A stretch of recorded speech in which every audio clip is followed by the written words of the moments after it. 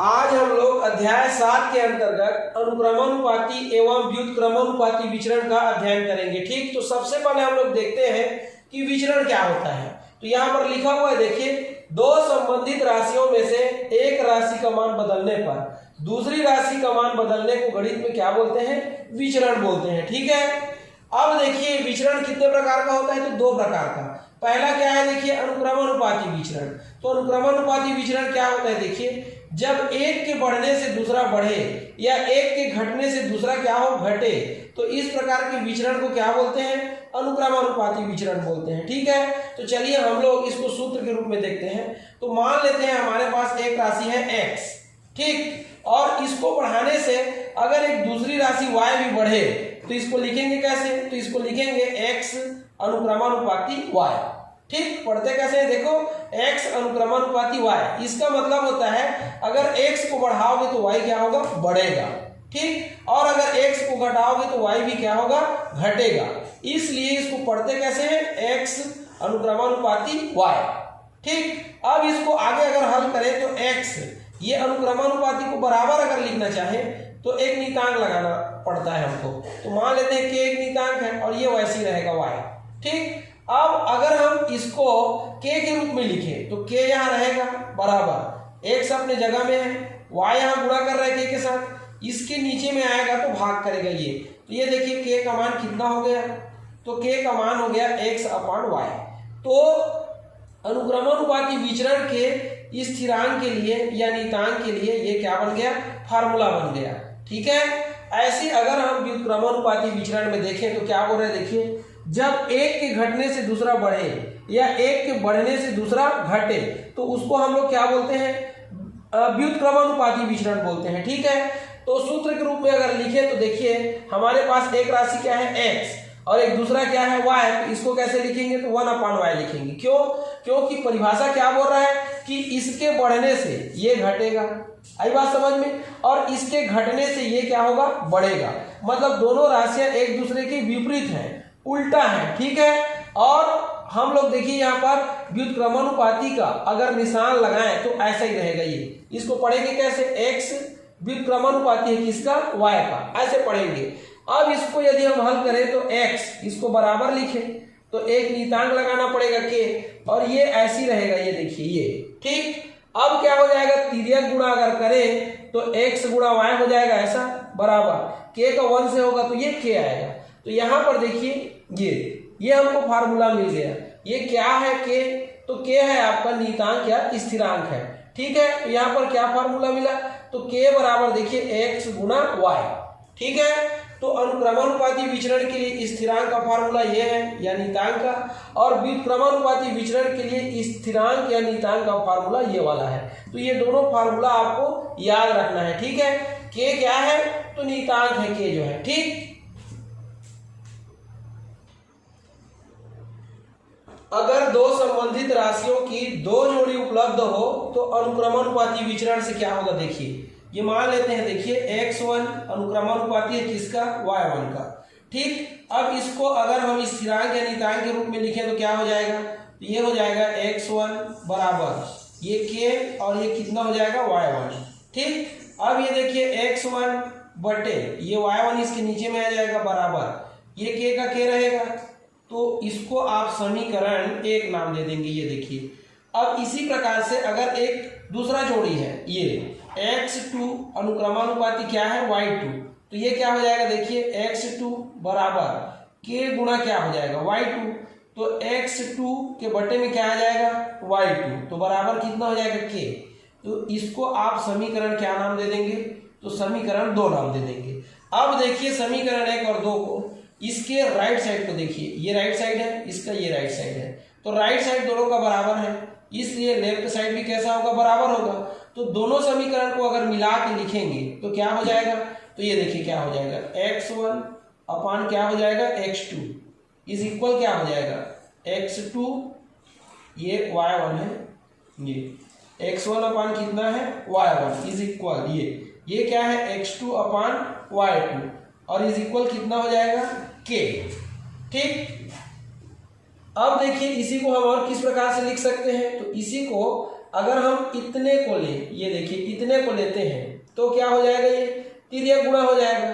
कैसा तिर्यक गुणा हो जाएगा, देखिए इसका इससे और इसका इससे, तो क्या हो जाएगा x1 गुणा y2 और ये बराबर हो जाएगा और ये क्या हो जाएगा y1, ये गुणा क्या हो जाएगा x2 बराबर क्या हो जाएगा k। तो यही फार्मूला को आपको याद रखना है, ये नियतांक के लिए यही क्या है फार्मूला है, ठीक है। किसका, तो अनुक्रमानुपाती विचरण का यही फार्मूला का उपयोग होगा, ठीक। अब हम लोग व्युत्क्रमानुपाती विचरण के लिए सूत्र निगमित करेंगे, ठीक। तो ये देखिए अगर दो संबंधित राशियों की दो जोड़ी उपलब्ध हो तो व्युत्क्रमानुपाती विचरण के लिए चलिए हम लोग सूत्र निगमित करते हैं, ठीक। तो क्या हो जाएगा, देखिए ये x1 व्युत्क्रमानुपाती 1/y1 हो जाएगा, ये देखिए। अब इसको अगर हम k के रूप में लिखें तो x1 बराबर क्या हो जाएगा k और 1 क्या हो जाएगा y1। अब तिर्यक गुणा कर दो तो क्या हो जाएगा x1 गुणा y1 बराबर कितना आएगा k। ये देखिए ये समीकरण क्या हो गया आपका 1 हो गया। इसी प्रकार से देखिए दूसरी जोड़ी के लिए x2 व्युत्क्रमानुपाती 1/y2 करोगे ये। अब इसको अगर k के रूप में लिखोगे तो k इंटू क्या हो जाएगा, इतना हो जाएगा ये। अब तिर्यक गुणा करो तो x2 गुणा क्या हो जाएगा y2 बराबर कितना हो जाएगा k। ये देखिए ये समीकरण क्या हो जाएगा आपका 2। अब समीकरण 1 और 2 को देखिए आप, ये समीकरण कहाँ से, तो 1 व 2 से, ठीक।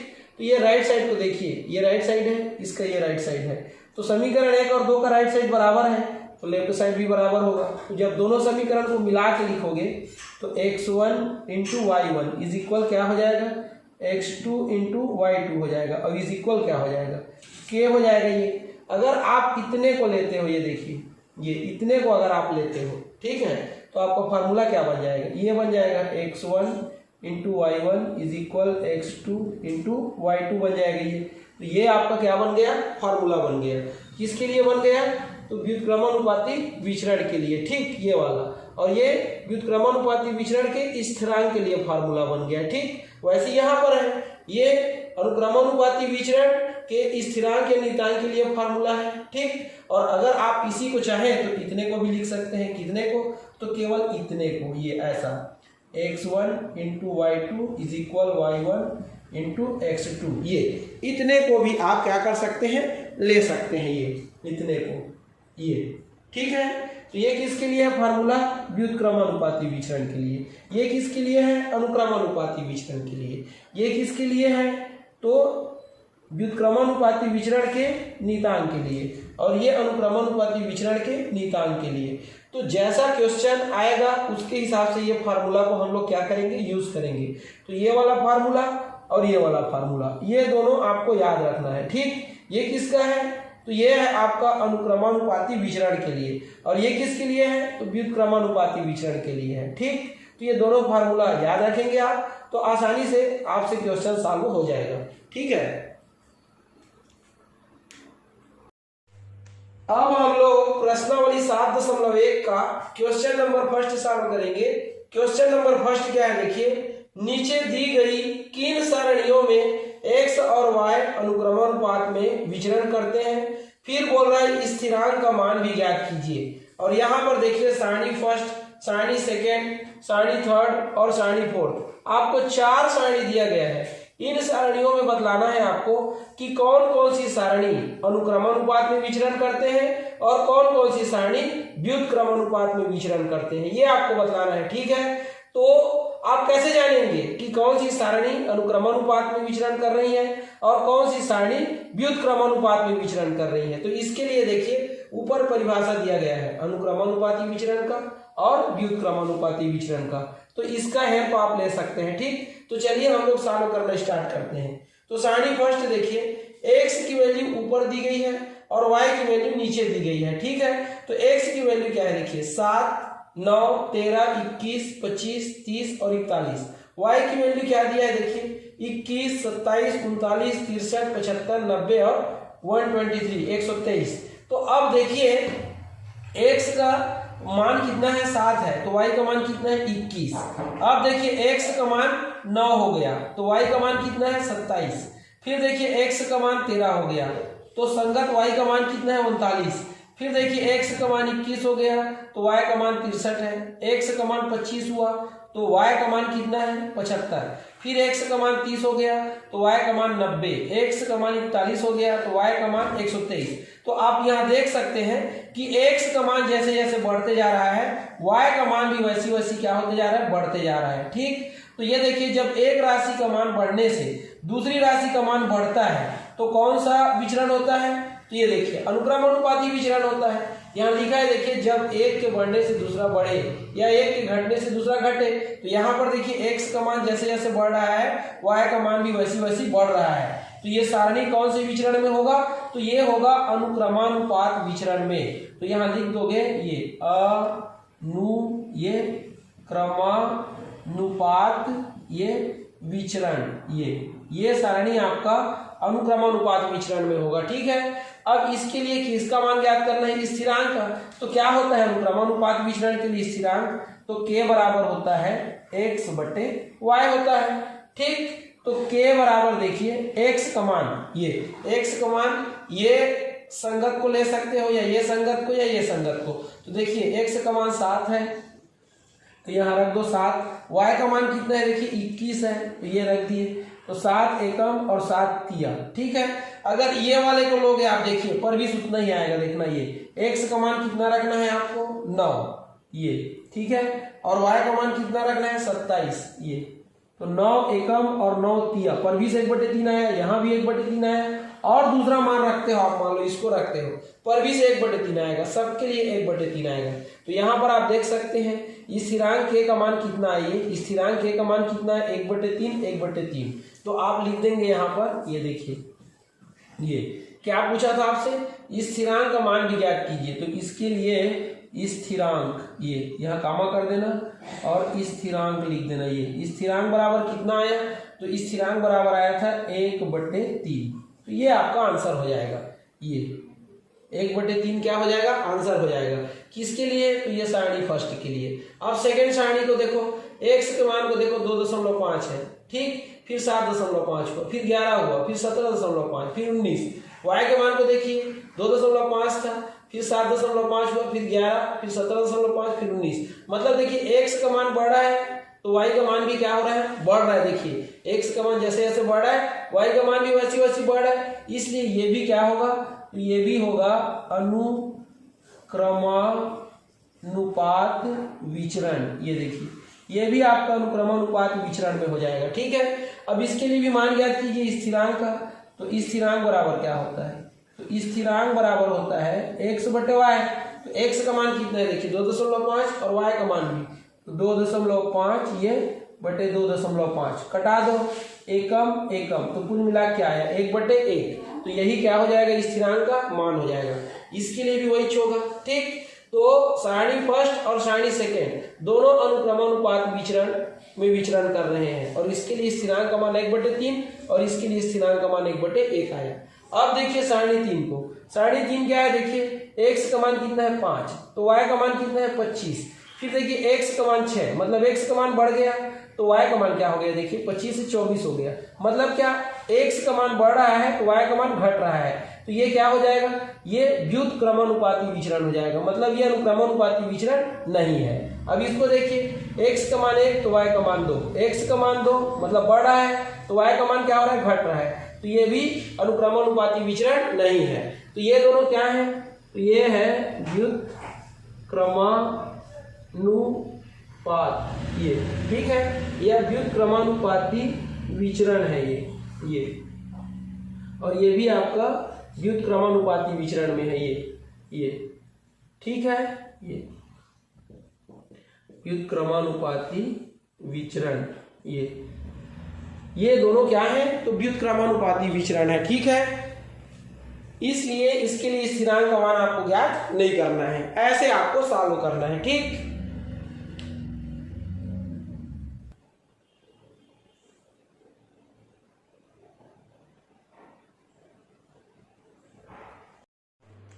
आज हम लोग प्रश्नावली 7.1 का क्वेश्चन नंबर सेकंड सॉल्व करेंगे।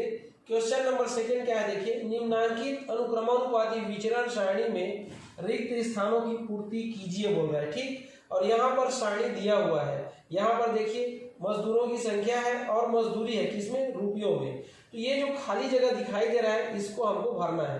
तो प्रश्न से स्पष्ट है देखिए कि ये सारणी किसमें है, तो अनुक्रमानुपाती विचरण में है। ठीक, अब अनुक्रमानुपाती विचरण के सूत्र से देखिए ये नियतांक या स्थिरांक बराबर क्या होता है, तो ये होता है x1 बटे y1 बराबर क्या होता है, x2 बटे y2 होता है। ये यही होता है। तो इसी सूत्र का प्रयोग करके ये सारणी को हमको भरना है। ठीक, तो क्या हो जाएगा देखिए, ये इतने को लेना है अपने को। तो यहाँ पर आप देख सकते हैं ये सूत्र यहाँ पर लागू होगा। ठीक है, तो x1 y1 का मान क्या है, देखिए ये x1 का मान है, ये y1 का मान है। तो 1 बटे क्या हो जाएगा, तो 1 बटे हो जाएगा 50, ये 1 बटे 50। फिर बराबर का बराबर x2 y2 का मान क्या है, देखिए ये है x2 और y2।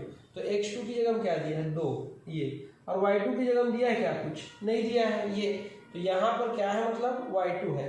अब आप क्रिया गुणा करके y2 का मान निकाल लीजिए। तो ये देखिए इसका गुणा किससे करेंगे, इससे। तो क्या हो जाएगा 1 गुणा y2 बराबर इसका गुणा इससे हो जाएगा। तो 50 गुणा कितना हो जाएगा, 2 हो जाएगा ये। ठीक है, अब इसका गुणा कीजिए आप, ये 1 का y2 से कीजिए तो y2 आएगा ये। ठीक, बराबर 50 दूनी कितना होता है, 100 होता है ये। तो y2 का मान कितना आ गया, 100 आ गया। तो यहाँ आप क्या रख देंगे, 100 रख देंगे। ये हो गया। अब क्या करेंगे आप, फार्मूला को नहीं मिटाएंगे, आप इसको मिटाएंगे। ये देखिए इसको मिटा देंगे आप ये। अब यहाँ पर आ जाइए आप इतने में। ठीक, तो इतने में क्या हो जाएगा, देखिए ये x1 हो गया, ये y1 हो गया, ये x2 हो गया, ये y2 हो गया। तो यहाँ फिर मान को रख दीजिए। तो ये देखिए x1 बटे y1 कितना है, 2 बटे 100। तो ये 2 बटे कितना हो गया, 100 हो गया, बराबर x2 y2 देखिए ये इसको। तो इस बार x2 नहीं दिया है आपको, और y2 कितना दिया है, देखिए आपको 150 ये दिया है। अब क्रिया गुणा कर लो, इसका इससे और इसका इससे। तो इसका इससे करो तो क्या हो जाएगा, तो इसका इससे गुणा करोगे तो x2 गुणा 100 हो जाएगा ये, बराबर इसका इससे। तो 2 गुणा कितना हो जाएगा, 150। अब यहाँ हल कर रहे हैं ना, ये x2 बराबर ये, इसका मान ज्ञात करना है। ये गुणा कर रहे हैं, नीचे चला जाएगा। तो 2 गुणा 150 बटे ये 100 इसके नीचे चला जाएगा ये। तो 1 शून्य से 1 शून्य कट गया। अब देखिए क्या होगा, 2 एकम 2 पंचे, फिर 5 एकम और 5 तिया हो जाएगा ये। ठीक, तो कुल मिला कितना आया, देखिए x2 का मान 1 तिया 3, और नीचे में तो 1 है। तो कुल मिलाकर के यहाँ पर x2 का मान कितना आ रहा है, 1 तिया 3 आ रहा है। ये देखिए कितना आ रहा है, x2 का मान 3 आ रहा है। अब x2 किसको माने थे, ये x2 था आपका। तो यहाँ पर क्या आ जाएगा, 3 आ जाएगा ये। ठीक, अच्छे से लिख सकते हैं इसको, ये 3 हो जाएगा। ठीक, अब हम कहाँ पहुंच गए, ये तो भरा हुआ है, यहाँ पर आ गए। ठीक, तो इसको मिटा दीजिए, ये सबको मिटा दीजिए। अब यही फार्मूला फिर से यूज करना है आपको। कहाँ पर यूज करना है, देखिए यहाँ पर। तो ये क्या हो जाएगा, x1 y1, ये क्या हो जाएगा x2 y2। ये देखिए x1 अपॉन y1, तो कितना हो जाएगा 4 बटे ये 4 बटे 200 बराबर। यहाँ पर देखिए x2 y2, ये y2 है, तो 5 बटे कितना है y2। अब तिरिया गुणा कर लो इसका इससे। तो क्या हो जाएगा, 4 गुणा y2 बराबर इसका इससे हो जाएगा। तो 200 गुणा कितना हो जाएगा 5। तो ये y2 बराबर कितना हो जाएगा, 200 गुणा 5। ये अच्छे से लिख लेते हैं, ये 5 ये, और ये 4 इसके नीचे में आ जाएगा ये। तो 4 एकम 4, 4 पंचे क्या होता है 20 होता है, और 4 शून्य 0। तो y2 का मान कितना आया, देखिए। तो y2 का मान आ गया आपका ये 50। ठीक, गुणा कितना हो जाएगा 5, ये 50 गुणा 5। तो y2 ये बराबर 50 गुणा 5 करो तो कितना हो जाएगा, शून्य का शून्य और 5 पंचे 25। तो आ कितना रहा है 250। तो यहाँ पर आप क्या लिख दोगे, y2 की जगह में 250 लिख दोगे ये। ठीक, अब इसके लिए आपको करना है, तो फिर से मिटा दीजिए इसको सबको ये। अब उसके लिए भी ज्ञात कर लीजिए। तो क्या हो जाएगा, देखिए ये x1 y1 हो जाएगा ये। तो 5 बटे कितना हो जाएगा 250 बराबर। अब x2 y2 ये होगा, तो यहाँ पर क्या रहा है x2, ये x2 का x2, y2 का मान कितना है, देखिए 300 ये। ठीक, ये अब इसको हल कर लो। तो इस कटा लो पहले, 5 एकम 5 पंचे 5 शून्यम, तो कितना आया 1/50 बराबर यहाँ कितना x2/300 आया। ये देखो अब तिर्यक गुणा कर लो इसका इससे, तो x2 गुणा कितना हो जाएगा 50 बराबर इसका इससे, तो ये 300 हो जाएगा। तो x2 बराबर कितना हो जाएगा 300 और बटे 50, ये कट गया 5 एकम 5 छक्के, तो x2 का मान कितना आया देखिए, ये x2 का मान कितना है 6, तो यहाँ पर क्या आ जाएगा 6 आ जाएगा। ये ऐसे आपको सॉल्व करना है, ठीक है। इस प्रकार से देखिए आपका सारणी क्या हो गया कंप्लीट हो गया। अब इसको भी आप मिटा सकते हो, ये तो कौन से फार्मूले से बना है, तो ये वाले फार्मूले से। ये किसका फार्मूला है, नियतांक या स्थिरांक के लिए अनुक्रमानुपाती विचरण का, ठीक। अब हम लोग प्रश्नावली 7.1 का क्वेश्चन नंबर 3 सॉल्व करेंगे। क्वेश्चन नंबर 3 क्या है देखिए, निम्नांकित सारणी में x और y अनुक्रमानुपात में विचरण करते हैं, स्थिरांक के का मान ज्ञात कीजिए बोल रहे हैं। और यहाँ पर देखिए x का मान दिया है, y का मान दिया है, आपको नीचे फार्मूला भी दिया है k = x/y, तो आपको ये सबके लिए k का मान ज्ञात करना है, ठीक। तो कैसे ज्ञात करेंगे देखिए, तो यहाँ पर देखिए k = क्या है x/y, तो x का मान कितना है 2 और y का मान कितना है 14 है, तो क्या हो जाएगा 2/14 हो जाएगा। तो 2 एकम और 2 सत्ते, तो कुल मिला कितना आएगा 1/7 k का मान, ठीक है। यहाँ पर देखिए क्या हो जाएगा 4/28 हो जाएगा, ये 4 एकम 4 सत्ते, तो कुल मिला के 1/7 आया। यहाँ पर देखिए क्या हो जाएगा 8/56, कटाइए इसको, क्या होगा 8 एकम 8 8 सत्ते 56, तो 1/7 आया। यहाँ पर देखिए 16 कितना है 112, कटाइए इसको, तो नहीं आता आपको 16 का पहाड़ा, तो क्या करोगे आप छोटा नंबर से कटा लो, तो ये 4 चौक 16 हो जाएगा, 4 दूनी 8 हो जाएगा। ये देखिए कितना बचा 9 10 11 3 बचा, तो 32 हो गया, फिर 4 8 32, 4 एकम 4 सत्ते 28, कुल मिला के 1/7 आया। यहाँ पर देखिए 32 बटे क्या हो जाएगा 224, कटा लो 4 से, 4 8 32, फिर क्या होता है 4 पंचे 20 होता है, 2 बचा 4 छक्के 24, फिर 8 एकम 8 सत्ते, तो कुल मिला कितना आया 1/7। तो यहाँ पर आप देख सकते हैं सब में k का मान 1/7 है, मतलब स्थिरांक फिक्स होता है किसमें अनुक्रमानुपात विचरण में, तो k बराबर क्या आया 1/7, यही आपका क्या है स्थिरांक या नियतांक का मान है। ऐसे आपको ज्ञात करना है, ठीक।